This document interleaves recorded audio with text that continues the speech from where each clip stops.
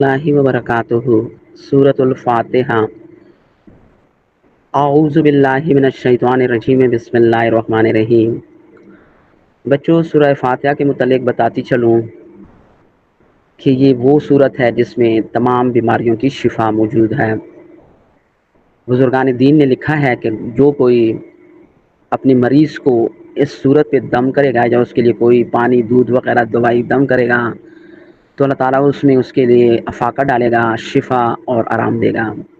طریقہ یہ ہے کہ 7 دفعہ اس صورت کو بسم اللہ کے ساتھ پڑھنا ہوگا، اور جو پڑھنے والا ہے، اپنے اوپر دم کرنے والا ہے، وہ تو خود یا سلاموں کا 111 بار ورد رکھے گا سورہ فاتحہ 7 دفعہ پڑھنے کے بعد۔ لیکن اگر کوئی کسی اور کو دم کر رہا ہے تو خود 7 دفعہ سورہ فاتحہ پڑھے گا، اور گویا کہ جو جس پہ دم کیا جا رہا ہے اس کو یا سلاموں